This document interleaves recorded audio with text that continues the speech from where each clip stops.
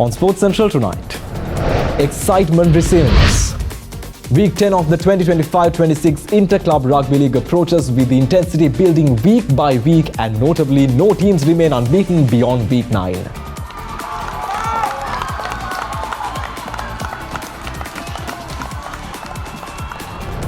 Allen's milestone.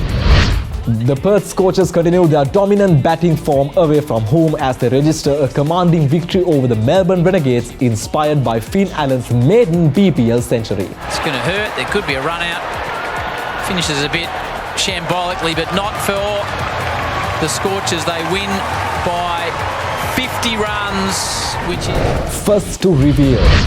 Red Bull unveils a throwback blue livery for the 2026 Formula 1, ushering in a new era for the team, while the junior outfit Racing Bulls also reveal its 2026 outfit.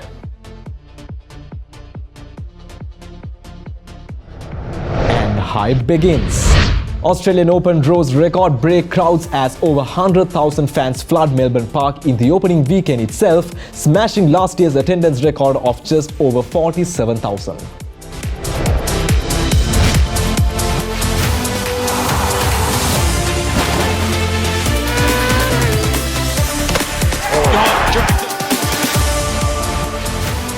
From Studio 24C, this is Sports Central. And now, here's Vinut Varnasurya.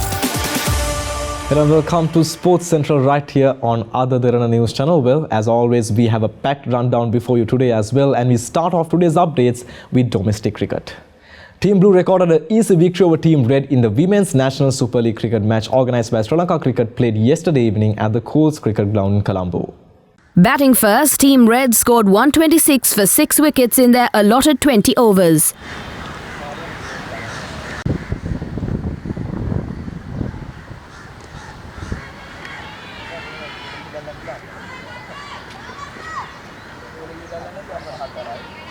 Shashini Gimhani top scored with 50, while Umayangana Pieris contributed 37.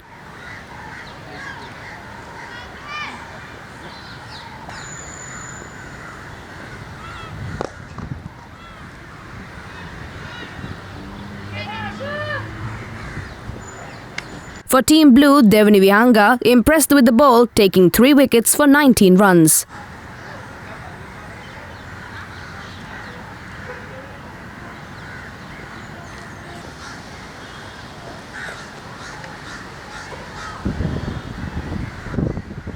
In reply, Team Blue reached 128 for 2 wickets in 18.5 overs.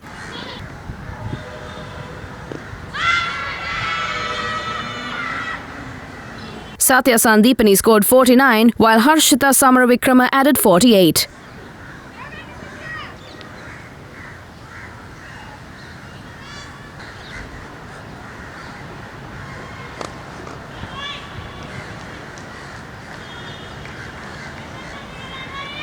Team Blue sealed the match with an 8-wicket victory.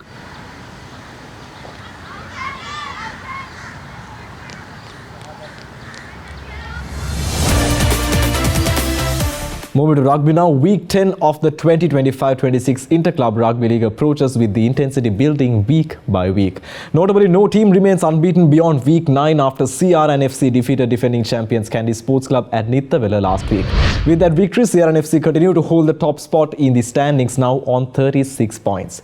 Despite the loss, Kandy Sports Club retained the second place, although points gap has widened significantly. Kandy are 29 points now, trailing the table toppers by 7.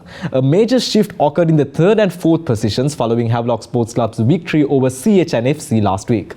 Havelock Sports Club have moved up to the third place with 27 points, while CH and FC slipped to fourth also on 27 points. Air Force Sports Club remain in fifth position after defeating Sri Lion Sports Club, increasing their tally to 23 points. Army Sports Club climbed 1 place following a narrow win over Navy Sports Club and now occupy 6th place with 14 points.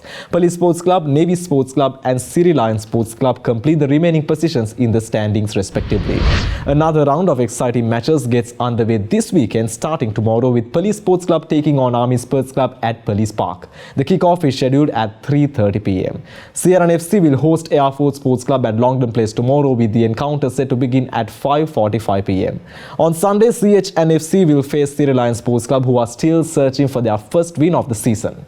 The match will be played at the Sierra FC grounds and will kick off at 3:30 p.m.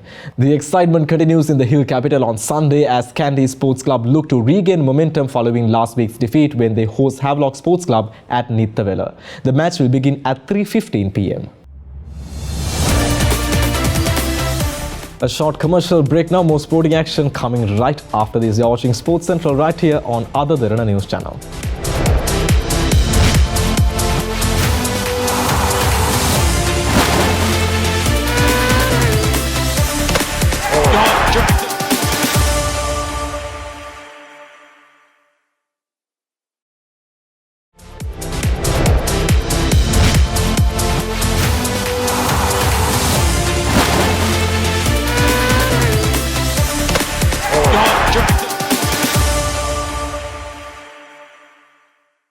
Welcome back to Sports Central right here on other Derana News Channel. We are moving to the Big Bash League updates. The Perth Scorchers continued their dominant batting form away from home, having posted totals in excess of 200 in all 5 matches on the road as they registered a commanding victory over the Melbourne Renegades, inspired by Finn Allen's maiden BBL century. Takes it away over the onside. The Scorchers were sent in to bat on last night at Marvel Stadium, where chasing teams had won 14 of the previous 16 matches. The Scorchers' top order was not very stable, but most of them scored nearly 20 runs. Mitchell Marsh, whose recent top form is the key for Scorchers' success, did not pay off last night as he was dismissed for 20 runs. With a slow ball and gets the wicket. This time the G-man snares it. Elliott, 1 ball, 1 wicket, and it's a big wicket. Mitchell Marsh departs. More wickets started to tumble with a decent frequency in between. The power hitters like Aaron Hardy and Cooper Connolly could not reach the 30-run mark. But standing tall since the start, Finn Allen played a blistering knock. Extra loft to say, take me on, Finn, and Finn says, I'll have a piece of that. Run rate that he's given up at Connery rate, but he does bowl these tough overs.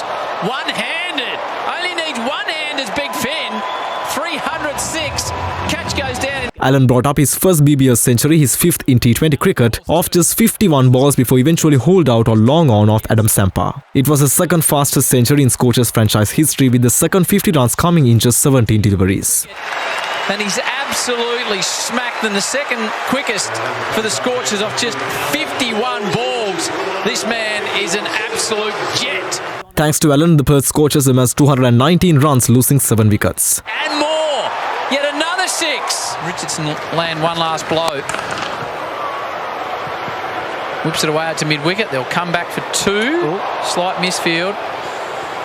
Renegades got an early scare when Josh Brown was dismissed in the opening over for a duck. It's well and truly worth a shout. Yes! Cooper Connolly, super coach dream, knocks over Brown. Looked out. But then Jake Fraser-McGurk gave the Renegades a brief burst of life in chase with 5 sixes in his quick-fire 42 off 18. Fraser-McGurk, this is what he can do. Mid-wicket, look out. 6 more. Takes him on. He goes again. 3 scoring shots. Opener Tim Seifert kept the flame flickering after that with 66 off 43 balls. Packs it. Fielder out there. Even though the target looked achievable at that point, the Scorchers bowlers fought back hard. A wonderful team effort resulted in Renegades' wickets stumbling at a pace no one thought, and they were on 82 for the loss of 5 wickets. There you go. That'll be 50 for Seifert. Brings it up in style. But Tim Seifert fought hard to carry the innings forward, but when he was dismissed by Aaron Hardy, Renegades lost the last hope they had. At the end of the 20 overs, Melbourne Renegades could only get the 169 runs, losing 7 wickets, and the Perth Scorchers won the game by 50 runs. Finishes a bit shambolically, but not for the Scorchers. They win by 50 runs, which is a massive flogging in T20 cricket. Far too good. Smiles all round. Meanwhile, Bangladesh's cricketers have begun a boycott of all forms of cricket in response to comments made by National Cricket Board director, which have led to his removal. Both of yesterday's matches in Bangladesh Premier League have been postponed, while the national side's participation in February's T20 World Cup is also in doubt. The Bangladesh Cricket Board announced it has removed M. Nazmul Islam from his position as chair of its financial committee after he suggested players should shoulder the financial burden if Bangladesh were to withdraw from the World Cup. The comments came amid political tensions between Bangladesh and host nation India. The BCB has formally requested that all Bangladesh's matches are staged elsewhere in order to participate in the tournament. All of Pakistan's fixtures are to be played in Sri Lanka, with the BCB seeking a similar arrangement. Rehan Ahmed and Adil Rashid have not had visas issued for the 2026 Men's T20 World Cup starting on the 7th of February. Sources understand that delay means both players who are of Pakistani heritage will not travel with the rest of the squad to Sri Lanka for their weekend warm-up games, which include 3 ODIs and 3 T20Is. It is understood that as things stand, both players will travel to India for England's first game against Nepal in Mumbai on the 8th of February. The England's and Wales Cricket Board are understood to working with the Indian government, BCCI and ICC to resolve and expedite the issue. Visa delays for Pakistani heritage players travelling to play cricket in India is not an uncommon issue. Shoaib Bashir missed England's first test against India 2 years ago due to delays, while Saqib Mahmood had similar issues. It is understood that there is no objection from the Indian government to issue visas, and the ECB are confident they will be able to travel in time for the start of the tournament. Liam Dawson is the only specialist spinner in the squad, and Will Jacks and Jacob Bethel may be required to do more bowling than expected if the absent duo do not arrive in time to play the matches. We have some Formula 1 updates for you now. Red Bull revealed a throwback blue livery for the 2026 Formula 1 season as the team ushered in a new era at their launch event in Detroit. Meanwhile, Red Bull's junior team Racing Bulls also unveiled their livery for the 2026 season, with the only rookie driver in the grid for next season, Arvid Lindblad, also joining the reveal. Red Bull and Junior Squad Racing Bulls became the first teams to launch their 2026 looks as they celebrated their new engine era at the Detroit headquarters of Partners Ford yesterday night. For the first time since joining the Formula 1 grid in 2005, Red Bull are manufacturing their own engine in collaboration with US car giant Ford to coincide with the introduction of new regulations for both power units and chassis. Max Verstappen was in attendance as he prepares to attempt to regain the driver's title, having had his streak of 4 successive world championships ended by McLaren's Lando Norris last year. I've been asking for this for a while, so this is great. Yeah, I like the shine. I like the blue. It's my favorite color. I like the outlines on the Red Bull logo as well. It's back. Yeah, It's much more fresh. So I like it. Verstappen has another new teammate with French 21-year-old Isaac Hadjar, having been promoted following a hugely impressive rookie campaign with Racing Bulls. Red Bull said the RB22's livery marks a return to the gloss finish first seen when the team made its debut back in 2005. A team statement continued, Formula 1 is about to enter a new era as the sport's technical regulations undergo a seismic change. Yeah, I mean, this is something that I asked for already for a while, so that it finally arrived, I'm very happy to see. Yeah, it looks a lot more fresh, and it's a really cool livery. It's of course still crazy to think about it, that Red Bull had the idea, of course, making their own engine, and now basically almost being able to drive it. Yeah, we're all very excited. We know it's a tough project, but we're all very excited to get underway now. I'm in the right environment. I'm working with people I know already, so I think it's the right moment for me to actually make the step. So yeah, I'm very excited. 3, 2, 1.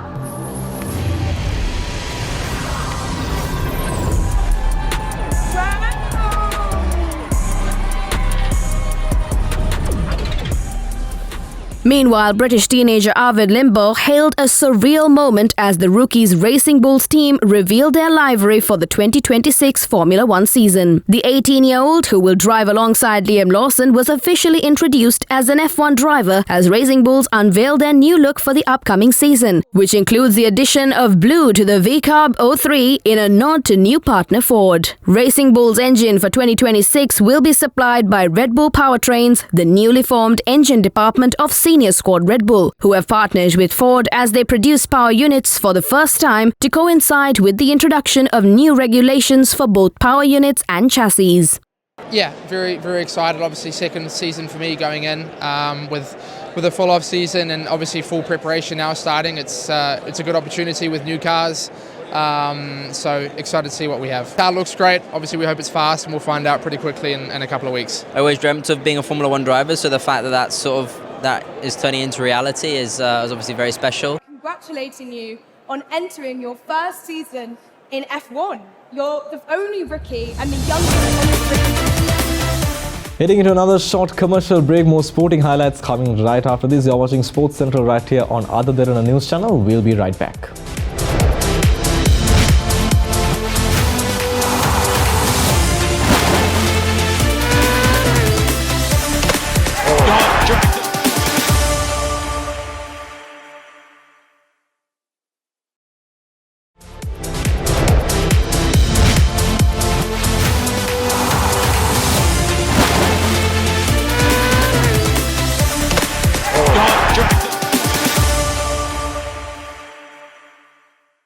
Welcome back to Sports Central right here on Other Derana News Channel. We are moving to the tennis court now. Crowds stormed Melbourne Park as Australian Open recorded its largest opening week attendance in history. More than 100,000 fans walked through the gates between this week, beating the previous record in 2025 of just over 47,000 people. With that, here's an update ahead of the season opening tournament.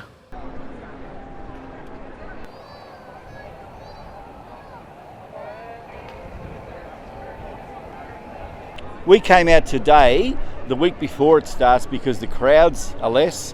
You still get to see some great matches, and well, my other half is on holidays, so it all turns to work.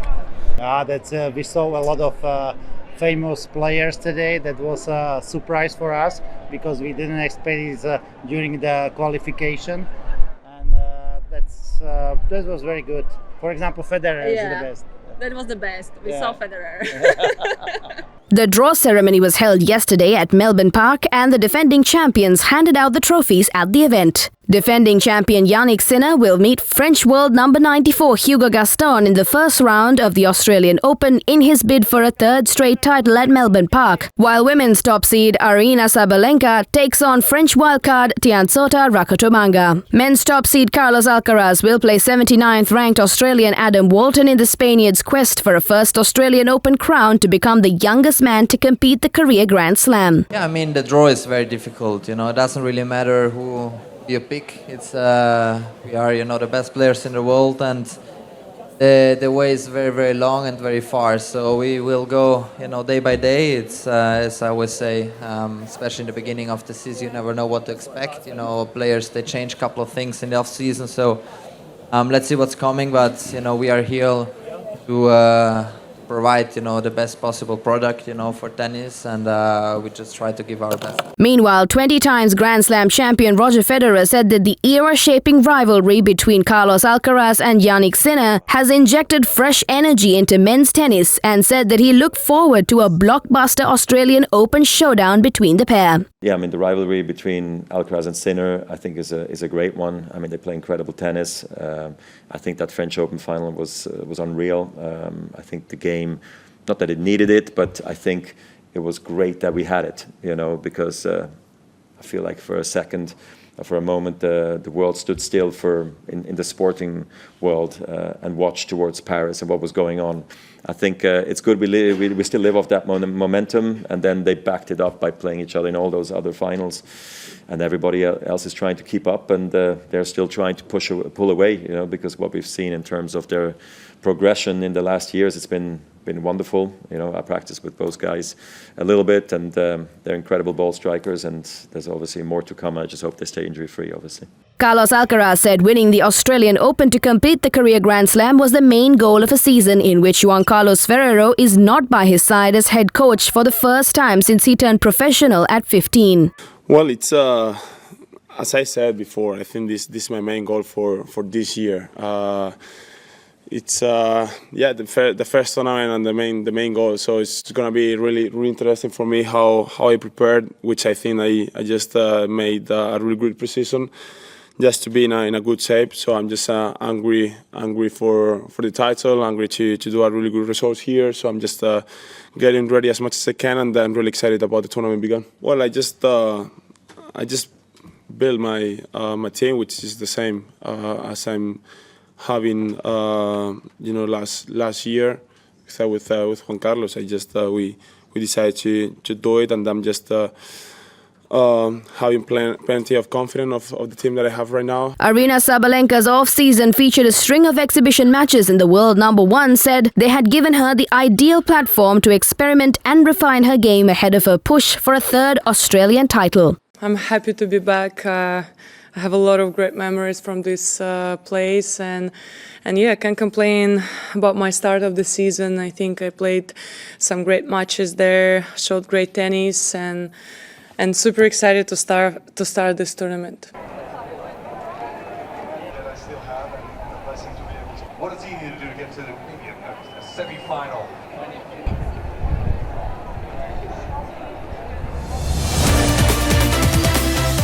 NBA Commissioner Adam Silver says that he remains enormously excited by the prospect of starting a new European league. Previously, NBA confirmed that it would begin pursuing teams and ownership groups for a new professional European men's league, and it hopes to launch the partnership with FIBA. Speaking ahead of the NBA Berlin game between Orlando Magic and Memphis Grizzlies last Wednesday, NBA Commissioner Adam Silver said that the league had been meeting with the clubs interested participating in its competition.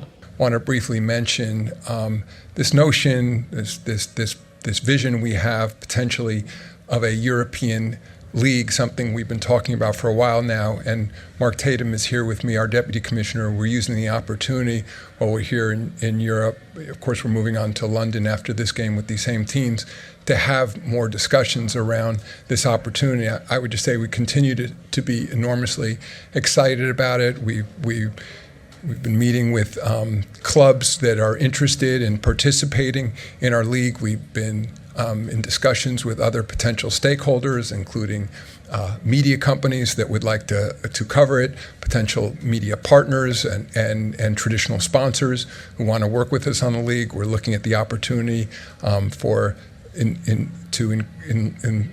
to grow the arena infrastructure, not just here in Germany, but throughout the continent. So it's something that we're enormously excited about. For me, as I've talked a little bit about the history of the growth of basketball over the last 130 years here in Europe, it would seem that the next frontier potentially is the launch of this league. I should also mention our partner in this operation is FIBA, of course, a European-based organization. So I think Franz said it right. We're trying to find the best combination of the old and new, a tradition and innovation. And I think, frankly, that's what the NBA brings to the table. And I think it's also why it's important not only to have FIBA as our partner, but existing basketball organizations who understand the culture of European basketball, understand the traditions, the history, what makes European basketball unique in so many ways. And it's partly why we've taken our time. I know it's frustrated. Some people have asked us these questions saying, well, all right, be definitive. And I think part of the reason we've gone slowly here is we want to make sure we're hearing from all the different stakeholders, making sure we understand what we're potentially taking on. Some football transfer updates now. Tottenham Hotspur announced that England midfielder Conor Gallagher had signed for the club from Atletico Madrid on a long-term contract. The 25-year-old, who joined the Spanish club from Chelsea in 2024, had made 4 La Liga starts this season. British media said that Tottenham Hotspur and Atletico Madrid had agreed on a transfer fee of around £34.6 million. The pressure is mounting on manager Thomas Frank, with Tottenham registering 1 win in their last 7 games across all competitions.